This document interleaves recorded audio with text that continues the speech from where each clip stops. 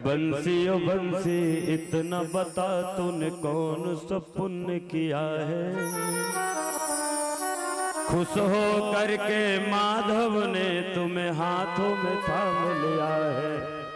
ओ बंसी बोलो ना, ओ बंसी बोलो ना, बोलो बंसी वाले सरकार की जय हो। आइए हम सभी परम भाग्यशाली हैं बंधुओं, जो आज आपके ग्राम में आयोजित श्रीमद् भागवत सप्ताह ज्ञान यज्ञ के अष्टम दिवस की पावन मंगल बेला पर हम सभी भक्तजन श्रीमद् भगवत गीता श्रवण करने के लिए उपस्थित हो रहे हैं। यह कथा समस्त ग्रामवासी जिसका लाभ ले रहे हैं विगत 8 दिनों से, वह कथा आपके ही ग्राम के श्री राम सिंह जी के बड़े सुपुत्र श्री दिनेश सिंह जी के आयोजन पर यह कथा आयोजित की जा रही थी। और भगवत भक्तों, धन्य है आप समस्त ग्रामवासी कि आपके गांव में श्री दिनेश सिंह जी के भाव के कारण आप सभी को निरंतर 8 दिनों तक संगीत में श्रीमद् भागवत कथा श्रवण करने का गोविंद ने अवसर प्रदान किया और आप सभी ने उसका लाभ भी लिया। तो आज हम लोग ज्यादा इधर उधर व्यर्थ की बात ना करके सीधे श्रीमद् भगवत गीता में चलते हैं। पहला प्रश्न ये है कि गीता क्यों होती है? भगवत भक्तों ध्यान देना, जहां पर भागवत की कथा होती है वहां पर गीता भी होना चाहिए। तो क्यों होना चाहिए? बोले भागवत की कथा है पुराणों का राजा, श्रीमद् भागवत पुराण तिलकम, तिलक है, सिरमौर है, राजा है। और गीता क्या है? श्रुतियों की रानी है। तो जहां राजा होता वहां रानी को भी बुलाना आवश्यक। तो गीता कब हुई, किसने किया, किसको सुनाया? यह है श्रीमद् भगवत गीता। भगवत भक्तों, इसमें 18 अध्याय है और 700 श्लोक है श्रीमद् भगवत गीता में। और रणभूमि में जिस समय महाभारत का युद्ध चल रहा था, पांडवों और कौरवों का हिस्सा बंटवारे के लिए, तो भगवत भक्तों महाराज अर्जुन को मोह हो रहा था। तो उस मोह को नष्ट करने के लिए भगवान श्री कृष्ण को रणभूमि में ही महाराज अर्जुन को गीता सुनानी पड़ी। और इसी गीता को सुन करके महाराज अर्जुन का मोह नष्ट हुआ और युद्ध करने के लिए तैयार हुए और अंत में विजय पांडवों की हुई। आप सभी जानते। तो भगवान को गीता क्यों सुनाना पड़ा? पहले हम लोग गीता में प्रवेश करते हैं, इसके बाद हम सब जानेंगे। पहला श्लोक है गीता का कि श्री परमात्मने नमः श्रीमद् भगवद गीता प्रथमोऽध्याय धृतराष्ट्रवाच। महाराज धृतराष्ट्र कह रहे हैं, संजय से पूछ रहे हैं कि संजय, धर्म क्षेत्रे कुरुक्षेत्रे समवेतायुत्सवः मामकाः पांडवाश्चैव किम कुर्वत संजया। धर्म क्षेत्रे कुरुक्षेत्रे समवेतायुत्सवः। बोले महाराज धृतराष्ट्र पूछ रहे संजय से, संजय को दिव्य दृष्टियां मिली थी, धृतराष्ट्र अंधे थे, इसलिए घर बैठे ही लाइव टेलीकास्ट संजय सब बता रहे थे। युद्ध का पूरा समाचार उनको प्राप्त हो रहा था और वो धृतराष्ट्र से सारा समाचार बता रहे थे। तो ये गीता भगवान को किस समय करनी पड़ी? भगवत भक्तों, महाभारत के युद्ध में ध्यान देना, ये उस समय भगवान को करनी पड़ी जब पांडवों के साथ अन्याय कर रहे थे कौरव। देखो सगे भाई थे दोनों, सगा परिवार था। कौरवों की सेना में बड़े बड़े वीर थे, भीष्म पितामह जैसे के योद्धा थे, कर्ण जैसा वीर थे कौरवों की तरफ। और महाराज धृतराष्ट्र के 100 पुत्र थे जिन्हें कौरव कहा जाता था। और महाराज पांडु के 5 पुत्र थे जिन्हें पांडव कहा जाता था। तो हिस्सा बंटवारे के लिए महाभारत करना पड़ा। देखिए विचार करना। ए भैया, ए छोटू, ए जींस वाले, चप्पल उतार के उधर और पीछे बैठो। सभी लोग ध्यान से सुनिएगा। जब कौरवों के पास भगवान पांडवों का पक्ष लेकर गए, कौरवों में दुर्योधन को समझाए भगवान, बोले दुर्योधन पांडवों का तो ईमानदारी से आधे का हिस्सा है, आधे के हिस्सेदार हैं, इसलिए तुम्हें आधा देना चाहिए। पर ठीक है, तुम्हारी जनसंख्या ज्यादा है परिवार की, इसलिए कोई बात नहीं, मेरे कहने से 5 गांव दे दो, 5 पांडवों एक एक गांव दे दो। दुर्योधन बोले श्री कृष्ण आप 5 गांव की बात करते हैं, मैं सुई की नोक के बराबर इन्हें देने वाला नहीं हूं। भगवान बोले इतनी बड़ी तृष्णा परिवार में, तो यहां बिना महाभारत के काम चलने वाला नहीं है। तो देखो जहां पर भाई के हिस्से को हड़पने की बात होती है, जिस घर में, जिस परिवार में, जिस गांव में, ध्यान से सुनना, जिस घर परिवार में भाई के हिस्सा को हड़पने की बात हो, चेष्टा हो, उस घर में क्या होता है? महाभारत होता है। और जिस घर में अपने हिस्से से भाई को कुछ दे देने का विचार हो कि थोड़ा सा ले ले, भाई ही तो है, उस घर में क्या होती है? सदा रामायण होती है। क्या होती है? क्योंकि भरत जी महाराज को राजा बनना था, लेकिन भरत जी ने विचार करिए, खड़ाऊं रख के 14 साल राज किया है, उस गद्दी में कभी बैठे नहीं है। ये भाई होता है, ये रामायण सिखाती है। तो विचार हमें करना है, घर में महाभारत कराना है कि घर में रामायण कराना है, ये दोनों हम पर निर्भर होता है।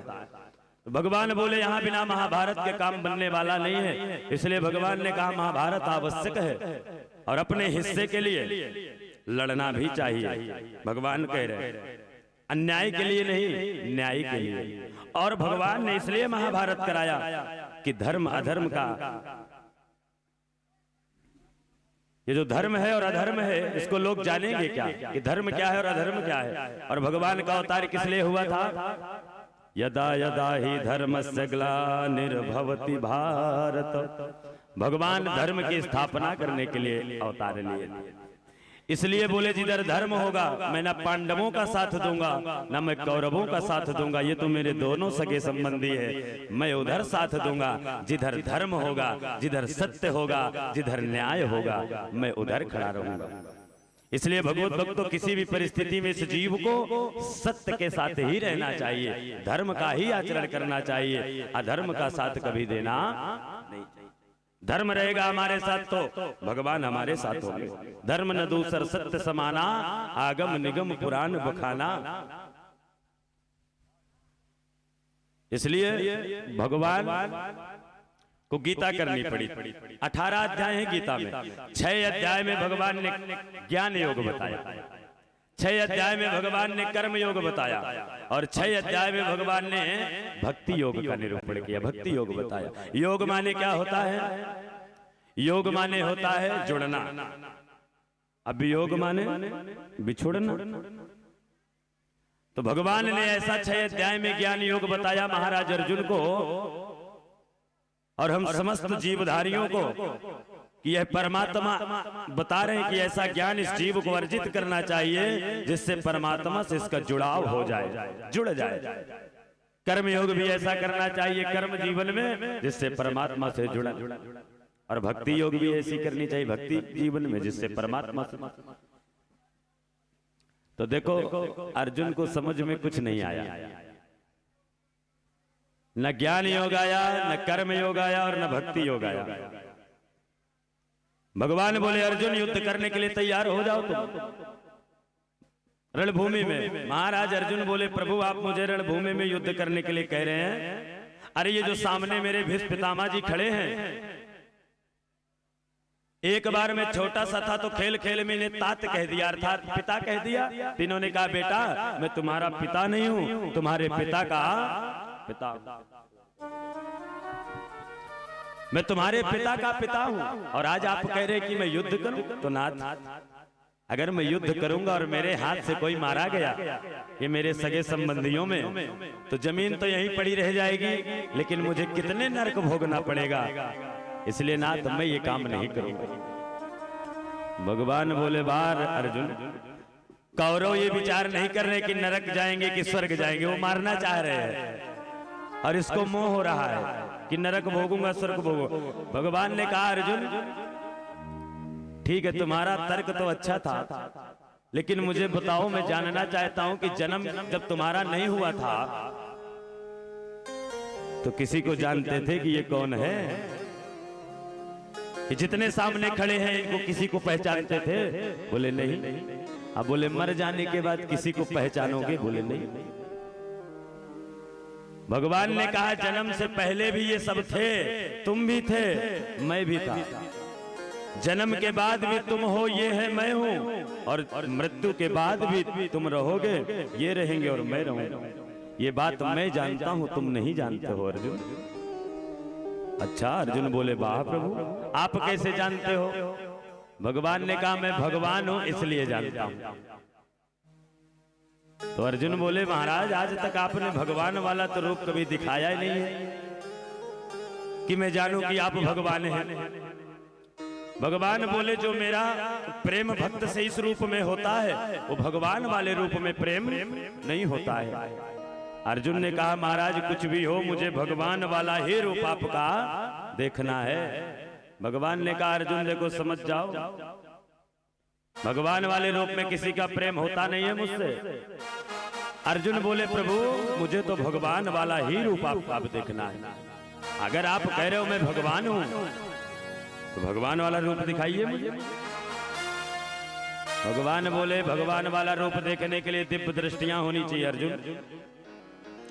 तो अर्जुन हंसने लगे, बोले वाह प्रभु, एक तरफ कह रहे हो मैं भगवान हूं, एक तरफ आप कह रहे हो मैं भगवान हूं, तो यदि आप भगवान है तो क्या दिव्य दृष्टियां मुझे दे नहीं सकते कि मैं देख लूं आपको?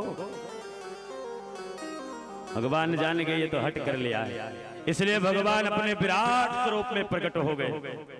और भयानक भगवान का वो विराट स्वरूप है जिसे काल स्वरूप कहते हैं। किसी में भगवान देखो, भगवान के हजारों मुख लगे हैं, किसी से अग्नि, किसी से पर्वत, किसी से जल बह रहा है।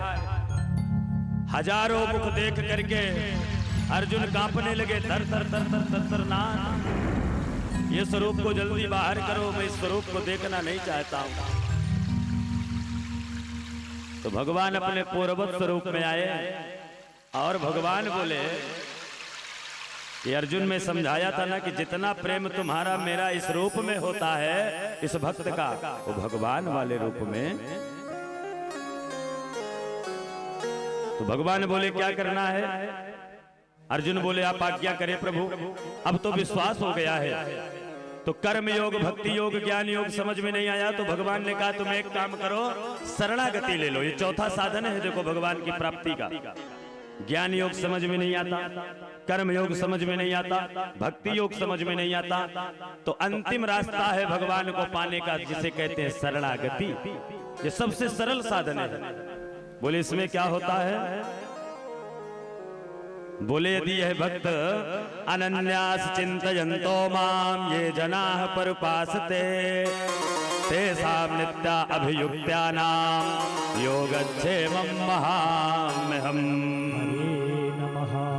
यदि अनन्य भाव से यह जीव मेरी शरण में आ जाता है तो मैं इसके सारे भय को, योग को, क्षेम को, सबका वहन करने की जिम्मेदारी मेरी हो जाती है। इसलिए तू एक बार मेरी शरण में आ जा, कह दे मैं तुम्हारा हूं और युद्ध करने के लिए तैयार हो जाओ। और कहते नहीं है भगवान, देखो केवल भगवान कहते बस नहीं है, भगवान की ये प्रतिज्ञा है। भगवान ने कहा है गीता में ही कि सक्रेदेव प्रपन्नाया तवास्मीति च याचते अभयम सर्वभूतेभ्यो तदामे तद्व्रतम ममा। भगवान कह रहे हैं ऐसा मेरा व्रत है, संकल्प है, अनुष्ठान है, वचन है। क्या है?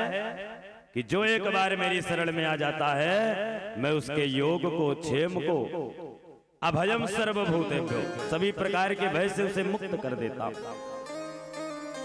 ददाम मेतद व्रतम मम, मम माने मेरा, ऐसा मेरा व्रत है, संकल्प है, वचन है। तो ऐसा भगवान कहते बस थोड़ी है, भगवान निभाते भी हैं। महाभारत की एक कथा बताएं, ध्यान देकर सुनिएगा सभी। जीवन का एक प्रणाम पूरे जीवन काल के परिणाम को बदल देता है। एक प्रणाम, इसलिए अपने से बड़ों को, माता पिता को, गुरु के चरणों में प्रणाम करते रहना चाहिए। ना जाने कौन सा आशीर्वाद हमारे जीवन के उस परिणाम को बदल दे जिसकी हमें वर्षों से प्रतीक्षा है। और मैं इसकी एक कथा सुनाता हूं आपको।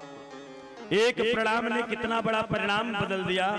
और भगवत भक्तों, भगवान जो वचन देते उसे निभाते हैं। देखो, ये उस समय की बात है जिस समय महाभारत का युद्ध चल रहा था। महाभारत के बड़े बड़े कर्ण वीर योद्धा मारे जा चुके थे। तो दुर्योधन भरी सभा में भीष्म पितामह जी को देख करके कह रहा है कि अगर मुझे पता होता कि भीष्म पितामह जी का जितना प्रेम कौरवों से है उतना ही प्रेम पांडवों से है, तो मैं अपनी सेना का सेनापति भीष्म पितामह को कभी नहीं बनाता। भरी सभा में दुर्योधन कह रहा है।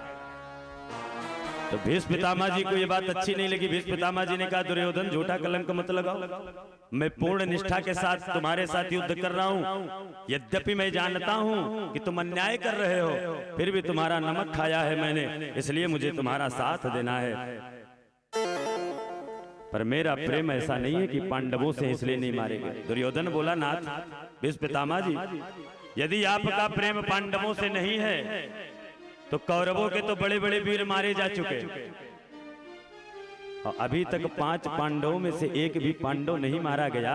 इसका कारण क्या है नाथ? यही तो है, प्रेम है तभी तो नहीं मारे गए। 5 पांडवों में से एक भी पांडव नहीं मारा गया। भीष्म पितामह ने कहा, दुर्योधन अगर तुम्हारे अंदर मेरे प्रति इतना विश्वास है तो सुनो, मैं इसी रणभूमि में प्रतिज्ञा लेता हूं कि कल जब सूर्योदय के बाद युद्ध प्रारंभ होगा तो सूर्य अस्त के पहले मैं 5 पांडवों में से एक पांडव को मार दूंगा। प्रतिज्ञा लेता हूं। और महाराज, प्रतिज्ञा कोई हमारे आपके जैसा मनुष्य नहीं ले रहा है कि सवेरे लेके शाम के भूल जाए क्या प्रतिज्ञा लिए थे। कौन ले रहा है? भीष्म पितामह जी ले रहे हैं। और बाबा ने जो प्रतिज्ञा लिया है उसे निभाना उन्हें मालूम है कैसे निभाया जाए। ये बात भगवान को पता चली, श्री कृष्ण को। विचार करना, तो भगवान श्री कृष्ण 12 बजे रात्रि को पांडवों के शिविर में पहुंच गए, क्योंकि भगवान की तो चिंता बढ़ गई। भीष्म पितामह जी ने प्रतिज्ञा किया है तो उसे कल निभाएंगे। और अपना लक्ष्य किसको बनाएंगे? भगवान अपना लक्ष्य भी अर्जुन को बनाएंगे, क्योंकि मेरा सखा कौन है? सबसे परम मित्र कौन है? अर्जुन है। कहीं अगर अर्जुन मारे गए ये संसार में हमारा क्या होगा? भगवान को भक्त से ज्यादा अपनी भी इज्जत की चिंता रहती है। तभी तो कहा जाता है, प्रबल प्रेम के पाले पड़कर प्रभु को नियम बदलते देखा। मेरा मान भले टल जाए पर भक्त का मान न जाने पाए। ये प्रतिज्ञा है भगवान की। तो भगवान रात्रि के 1 बजे द्रौपदी के शिविर में पहुंच गए, पांडवों के शिविर में पहुंच गए। द्रौपदी मिली। द्रौपदी से भगवान पूछे, अर्जुन कहाँ है? बोले, अर्जुन सो रहे हैं। भगवान ने कहा, अर्जुन सो रहे हैं, अर्जुन को कोई चिंता नहीं सता रही। द्रौपदी ने कहा, प्रभु आप ही जाकर पूछ लें। तो भगवान गए, अर्जुन को जगाए। अर्जुन उठकर बैठे। बोल वृंदावन बिहारी लाल की। सभी ध्यान देना, बड़ी सुंदर कथा सुना रहे। समय हमारे पास भी नहीं है। आप लोगों को तो कोड़ी की महक आ रही है, हमको तो भी मिले ना मिले राधे राधे। और हम खुद चाहते जल्दी से हो जाए। पर एक प्रणाम वाली कथा बता दे आपको कि जीवन में परिणाम कैसे बदलता है। प्रणाम से आजकल लोग प्रणाम करने में बड़ा शर्माते हैं, अपने आप को बड़ा, जबकि उसमें लाभ प्रणाम जो कराता है उसका थोड़ी है। उसके तो पुण्य को प्रणाम करने वाला ले रहा है, लाभ प्रणाम करने वाले को होता है। करवाने वाले का तो पुण्य क्षीण होता है, जो तप जप होता है वो खाते में निकल जाता है, उसके खाते में जाता है। लेकिन आजकल घुटने से प्रणाम करते लोग, शर्माते शर्माते, कोई देख न ले आजू बाजू वाला। घुटने में किसका वास होता है? यमराज का होता है। तो बार बार यमराज को प्रणाम करेंगे तो फिर याद कौन करेगा? इसलिए अकाल मृत्यु ज्यादा बढ़ गई है। तो सभी लोग ध्यान देना, एक प्रणाम चरणों में लक्ष्मी होती है, इसलिए चरणों में प्रणाम किया जाता है, इसलिए उन्हें चरण कहते हैं। तो जैसे भगवान गए अर्जुन को जगाए, बोले अर्जुन तुम्हें कोई चिंता नहीं सता रही? अरे कल भीष्म पितामह जी ने प्रतिज्ञा क्या किया रणभूमि में? 5 पांडवों में से एक पांडव को कल के युद्ध में मैं मार दूंगा, और हमें लग रहा है तुमको ही अपना लक्ष्य बनाएंगे भीष्म पितामह जी, और तुम सो रहे हो, तुम्हें कोई चिंता नहीं सता रही? महाराज अर्जुन बोले नाथ, जिसकी चिंता श्री कृष्ण कर रहे हो, आधी रात को मेरी चिंता में जब आप जग रहे नाथ, तो मैं जगता रहूं या सोता रहूं, इससे क्या फर्क पड़ने वाला है? भगवान बोले वाह अर्जुन, इतना विश्वास मेरे चरणों में तुम्हारा है तो सो जाओ, अब सब कुछ मैं देख लूंगा। और भगवान द्रौपदी को लिए रात के 3 बज रहे थे, भीष्म पितामह के तंबू पर पहुंच गए, बोले द्रौपदी चलो मेरे साथ। देखो दोनों भक्त हैं भगवान के, महाराज अर्जुन भी भगवान के परम सखा हैं, और भीष्म पितामह जी भगवान के अनन्य भक्त हैं। पार्टी में भले कौरवों की है, लेकिन इन्हीं के नाम को सवेरे 4 बजे से जग करके जपना प्रारंभ कर देते, श्री कृष्णाय नमः, श्री माधवाय नमः। तो आज भीष्म पितामह जी के तंबू पर पहुंच गए भगवान लेकर 3 बजे, सवेरे 4 बजे ब्रह्म मुहूर्त में जग करके भीष्म पितामह जी भगवान के ध्यान में समाधि में बैठ जाते। द्रौपदी को बोले द्रौपदी बाबा जैसे समाधि से उठे तुम पीछे खड़े रहना, जैसे बाबा समाधि से उठे चरणों में लेट जाना, बाकी मैं सब देख लूंगा। तो द्रौपदी जब जाने लगी इस तंबू के अंदर, तो द्रौपदी के खड़ाऊं से आवाज आ रही थी, चप्पल से खड़ाऊं से। भगवान ने कहा रुको, ये चप्पल उतारो तो, और जरा विचार करना, ये वही भगवान है जिनके चरणों की धूल करोड़ों वर्ष तपस्या करने पर जोगेंद्र मुनीन्द्र को दुर्लभ है, नहीं प्राप्त होती भगवत भक्तों। वही जगत का ईश्वर जब भक्त की रक्षा करने के लिए भक्त वत्सल रूप धारण करता है, तो चप्पल को लिए और चप्पल को पीताम्बर के घूंघट में भगवान छिपा लिए। ये भगवान की भक्त वत्सलता है, छिपा लिए। और द्रौपदी पीछे गई, बाबा 4 बजे से समाधि में बैठे इन्हीं को जप रहे थे, ओम कृष्णाय नमः, ओम कृष्णाय नमः, ओम कृष्ण। जैसे बाबा समाधि से उठे, द्रौपदी चरणों में गिर गई, तो बाबा को लगा ये दुर्योधन की पत्नी भानुमति आई है प्रणाम करने, तो बाबा आशीर्वाद की झड़ी लगा दी, बोले अखंड सौभाग्यवती भव, पति परायणा भव, सौभाग्यवती भव। जैसे बाबा ने झड़ी लगाया आशीर्वाद की, द्रौपदी उठ करके खड़ी हुई। जैसे द्रौपदी उठ करके खड़ी हुई, तो बाबा का जो झोली कमंडल हाथ में था वो जमीन पे गिर गया।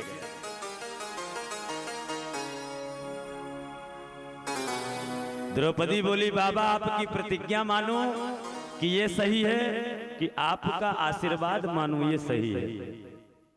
आपने कल प्रतिज्ञा किया है, अब बाबा की तो बुद्धि काम करना बंद कर दी, बाबा का कमंडल झोली हाथ से छूट गई, ये क्या हो गया?